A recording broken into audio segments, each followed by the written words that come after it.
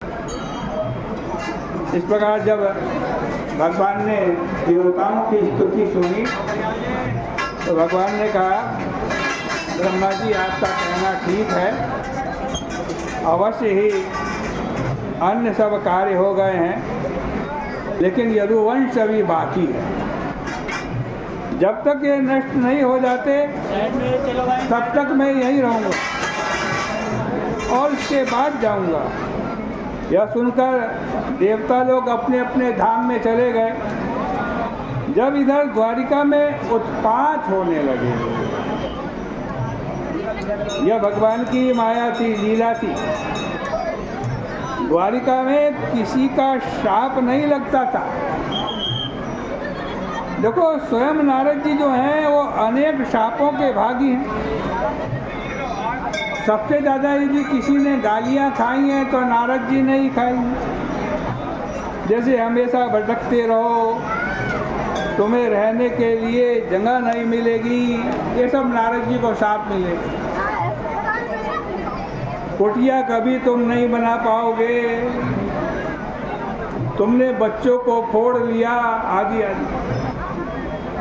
लेकिन नारद जी का द्वारिका में आते, जब भी वो द्वारिका में आते तब वहाँ उन पर शाप का कोई प्रभाव नहीं पड़ता था।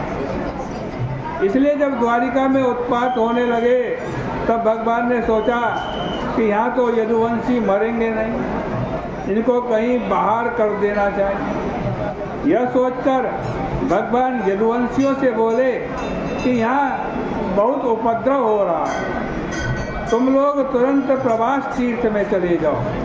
वहाँ दक्ष साप से मुक्त हो गया, वहीं चलकर दान आदि करो, उससे हम सब ब्राह्मणों के साप से मुक्त हो जाएंगे।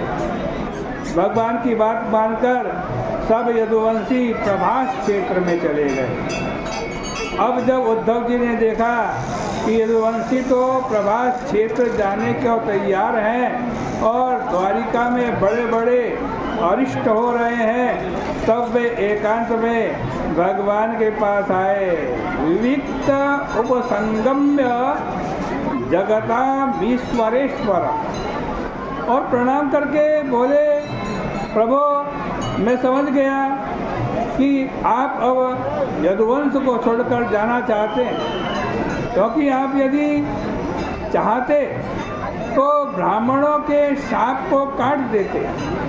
मैं तो आधे क्षण के लिए भी आपके चरणारविंद छोड़ने को तैयार नहीं हूँ।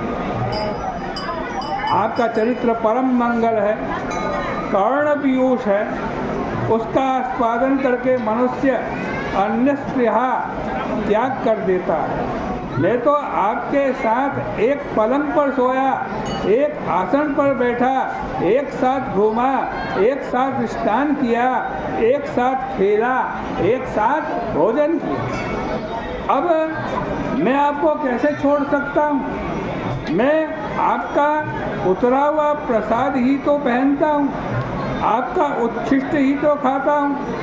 प्रभु, यद्यपि मैं जानता हूँ कि आपकी माया पर विजय प्राप्त करना बड़ा कठिन है, फिर भी आपकी कृपा से बड़े बड़े सन्यासियों को जो गति मिलती है वह मुझको अनायास मिल जाती है।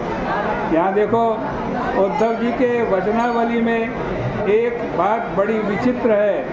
वे पहले तो कह गए कि नाहम तवांग्र कवलम क्षणार्धमपि केशव, मैं आधे क्षण के लिए आपके चरण कमल का परित्याग नहीं करूँगा, परंतु अब बोलते हैं कि तद्वार्तया करिष्यामस् तावकई दुस्तरम तमः, मैं तो आपकी कथा वार्ता करूँगा और उससे आपके वियोग के दुख को तर जाऊँगा।